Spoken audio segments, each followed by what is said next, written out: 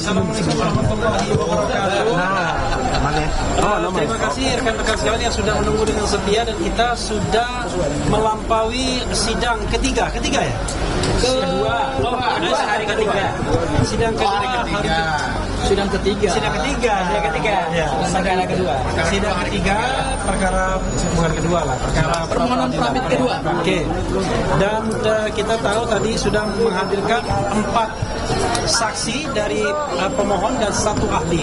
Intinya adalah kami ingin menegaskan yang kami uji ini adalah bukan benar atau tidaknya Mas Roy melakukan tindakan sebagaimana diatur dalam pasal 32 ayat 1, karena benar dan tidak itu adalah materi pokok perkara. Yang kami masalahkan ini adalah apakah penetapan Mas Roy sebagai tersangka itu memenuhi bukti permulaan minimal 2 alat bukti. Dan itu haruslah bukti yang berkualitas meliputi saksi, ahli, surat atau kombinasi di antara ketiga ini. Nah, inilah yang kemudian sepanjang hari kami mengkonfirmasi kepada saksi-saksi kami, apakah Anda melihat pemohon dalam hal ini Mas Roy melakukan pencurian, melakukan peretasan, nyolong harddisk, kemudian merusak dokumen Pak Jokowi atau dokumen Dian Sandi dan lain sebagainya, yang semuanya dikatakan tidak. Dari fakta persidangan kita bisa melihat bahwa satu, ya, bahwa dokumen itu pastilah bukan dokumennya Pak Jokowi, itu dijelaskan. Dokumen itu dokumen yang tidak rusak, masih bisa diakses. Mas Roy tidak melakukan kegiatan-kegiatan, tidak ada saksi yang membenarkan dia melakukan kegiatan-kegiatan hacking, kegiatan yang mencuri dokumen elektronik. Dan ini memang agak aneh, dipermasalahkan dokumen Dian Sandi tapi yang marah Pak Jokowi, kira-kira begitu ya. Nah, karena itulah menurut saya ini penting sekali, mudah-mudahan hakim memahami ini dengan baik, karena terlihat termohon dan turut termohon berusaha menyesatkan hakim, yaitu bahwa ini sudah masuk pokok perkara. Sekali lagi, kami tidak bicara tentang pokok perkara. Nah, untuk memberikan kehormatan ya kepada ahli kami, silakan Mas Didit untuk bicara. Tentu menyampaikan kembali restate apa yang tadi sudah disampaikan. Iya, baik. Jadi terima kasih ya semua rekan-rekan. Jadi begini, ini bolak-balik ya yang dimasalahkan oleh pihak Polda selaku termohon. Pertama, hukum acara ya. Hukum acara udah jelas. Hukum acara harus digunakan pada saatnya sekarang ini, yaitu hukum acara yang sudah berlaku, yaitu rezim 2025 KUHP baru. Nah, kalau yang namanya bolak-balik dibilang itu KUHP lama, itu hanya batu uji. Karena apa? Tidak fair. Kita kalau mau menguji tindakannya si Polda dengan KUHP baru, ya dia akan keberatan ya. Jadi memang harus diuji dengan batu uji KUHP lama. Nah, itu ada Mahkamah Konstitusi nomor 21 putusannya. Nah, di situ ada 2 bukti permulaan. Saya harus jelaskan, itu bukan pembuktian Mas Roy ini salah atau benar. Jadi pembuktian, dia punya nggak bukti? Ya, 2 bukti permulaan. Jadi kalau perbuatan Mas Roy ini adalah dikatakan mencuri, ya, tapi jangan dia harus ada bukti-bukti itu yang mencuri. Jangan dia buktinya cuma mencemarkan nama baik, ya kan? Atau dikenakan pasal pembunuhan, bukti-buktinya tidak ada yang melihat dia membunuh, tidak ada bukti-bukti. Misalnya pisau, parang dan sebagainya, itu yang saya jelaskan. Jadi nggak bisa. Nah, kalau dibilang cuma formalitas, cuma 2 bukti permulaannya, nggak bisa begitulah. Itulah namanya pelanggaran azas legalitas. Yaitu apa? Ada orang salah dituntut, disangka oleh pasal yang salah, didakwa, kemudian dihukum, ya setelah dituntut. Nah, akhirnya dibebaskan karena apa? Salah orang, salah pasal dan sebagainya. Dia tidak melakukan pembunuhan, itu kan sama aja, gitu. Jadi itulah yang kita jaga. Jangan sampai ada pelanggaran-pelanggaran azas legalitas. Orang tidak melakukan perbuatan tersebut, dia didakwa dan dihukum menjadi melanggar pasal tersebut, ya. Kita jadi azas legalitas bukan berarti oke, aturannya belum ada, tapi orang tersebut tidak melakukan tetapi dia dituduh dengan pasal tersebut, ya, demikian itu. Jadi itu yang kita harus jaga, ya. Terima kasih. Pak, makanya penegasan Pak, bagaimana hari ini kan dihadirkan 3 orang saksi, 4 orang ya, sama 1 ahli kan. Ya. Artinya apakah penegasan, apakah ini sudah cukup untuk memenuhi atas dasar sumpah yang kemarin sudah disampaikan pihak dari Roy Suryo dengan Ya kan kesempatannya cuma hari ini. Kameranya di sini Pak. Kesempatannya kan cuma hari ini, besok udah kesempatan termohon ya. Dan menurut kami sudah cukup ya. Yang jelas bahwa hakim pasti paham. Nah, mudah-mudahan hakim memiliki hati nurani, keberanian untuk kemudian mengabulkan permohonan ini. Karena sudah jelas dari sisi rasionalitas saja ya, tiba-tiba kasus fitnah pencemaran nama baik lompat pada Undang-Undang ITE dengan ancaman hukuman 8 sampai 12 tahun penjara. Nah, yang kami tengarai tanpa fakta dan peristiwa di laporan polisinya dan tanpa adanya bukti permulaan yang cukup. Nah, itu yang kita persoalkan. Bagaimana orang disangka dan kemudian didakwa tanpa bukti permulaan yang cukup? Karena itu adalah kezaliman. Karena ketika orang menjadi terdakwa, jelas saja dia sudah mengalami sebuah proses yang tidak mengenakan karena dijadikan terlapor, tersangka, kemudian terdakwa, habis waktunya. Padahal perbuatan itu sama sekali tidak dilakukan, sama sekali tidak ada buktinya, sama sekali tidak ada saksinya, dan tidak ada keterangan ahli yang memperkuatnya. Kita belum bicara benar dan salahnya, tapi baru bicara tentang prasyarat. Jadi pre-requirement-nya itu sudah tidak memenuhi syarat. Itu ya. Tapi kawan-kawan sekalian, saya ingin memberikan kesempatan kepada Michael Sinaga. Nah, ini saksi kita. Michael ini YouTube-nya itu salah satu dijadikan barang bukti untuk masalah yang katanya memprak-aprak dokumen dengan error level analysis. Tapi tadi dia sudah menerangkan bahwa apakah ada terbukti terkait dengan pasal 32 ayat 1 ketika ditanya oleh penyidik Polda Metro Jaya. Silakan Michael disampaikan kembali. Oke. Ya, mungkin dari saya begini Pak. Oh ya, tertutup semua jadinya. Tapi nggak apa-apa. Iya. Jadi sekarang kan dipersoalkan lagi, di mana waktu itu saya dilaporkan oleh Pak Jokowi bersama Pak Roy Suryo. Kami dilaporkan dengan barang bukti video yang tadi kita sudah saksikan bersama-sama ya, sudah ditayangkan. Nah, yang saya bingung, kenapa di sini ada pasal yang menyatakan mengubah, menyembunyikan dan lain-lain, merusak dan ya pasal 32 itu. Karena yang kami lakukan di situ adalah mendiskusikan. Barang itu ditemukan di Twitternya Dian Sandi dan Twitter itu bisa diakses oleh siapa saja. Jadi itu bukan mengambil dari komputernya Dian Sandi, bukan mengambil dari komputernya Jokowi, gitu loh. Dan soal ijazah yang analog, ijazah yang fisik, kami semua tidak ada yang pernah melihat, ya. Yang pernah melihat itu hanya waktu digelar perkara khusus ya Pak ya, hanya digelar perkara khusus. Jadi saat saya diperiksa di BAP, dan saya yakin 100 orang saksi yang di BAP itu semuanya tidak pernah melihat ijazah asli Jokowi. Jadi sebenarnya ini perkara yang sangat-sangat aneh. Kenapa tiba-tiba ijazah asli Jokowi yang katanya analog itu yang disimpan di Polda Metro Jaya kok jadi barang digital? Nah, kalau sekarang saya memfoto Anda, apakah muka Anda itu jadi dokumen digital? Kan tidak begitu cara berpikirnya. Jadi, tolonglah diskusi-diskusi akademik, diskusi-diskusi ilmiah seperti yang saya lakukan dengan Pak Roy Suryo, jangan dikriminalisasi. Yes. Ya, tolong jangan dikriminalisasi lagi. Ini cukup, ini yang terakhir. Terima kasih. Ya, oke. Ya, tinggi besar. Menjelaskan kapasitas dari bisa sebagai saksi bagaimana? Oh, dia saksi yang memang diperiksa dipanggil.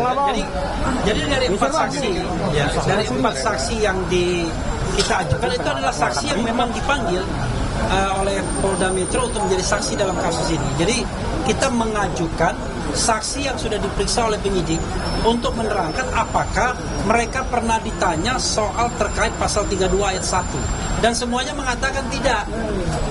Baik dia ditanyakan apakah melihat Mas Roy, atau ditanyakan Mas Roy pernah menghack, enggak, apakah dokumen itu masih bisa diakses atau enggak, masih bisa, dan lain sebagainya. Jadi untuk membuktikan bahwa pasal 32 itu tidak memiliki sandaran saksi dan ahli yang memadai.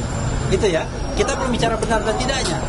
Karena saksi dan ahlinya tuh kita yakin gak ada orang yang menjelaskan bahwa Mas Roy melakukan perbuatan yang dikenakan yang patut dikenakan dengan pasal 32 ayat 1. Yang hubungannya antara Krisna Murty dan resolusi sendiri apa gitu Mas? Mungkin Enggak. pernah kerja bareng Pak, atau bagaimana? Wah, itu nanti Mas Roy saja ya, nanti ya yang lain. Nah, saya ingin memberikan Boleh Mas Roy, langsung aja dijawab aja Mas Roy. Karena ini kita langsung bertanya Mas Roy, boleh langsung. Oh, ya udah, Mas Roy. Atau kaitan apa dengan jasa produksi ini? Oke, bentar. Sebelum Mas Gafur dulu. Jadi gini, para awak media, para rekan-rekan media, yang diuji di sini adalah minimal 2 alat bukti yang sah. Dan tadi dijelaskan oleh ahli bahwa 2 alat bukti minimal sebagaimana keputusan Mahkamah Konstitusi 21/2014 itu harus dinilai dari kualitas, bukan kuantitas. Kalau kita bicara kuantitas, sudah 148 saksi diperiksa oleh Polda Metro Jaya. Kurang banyak apa?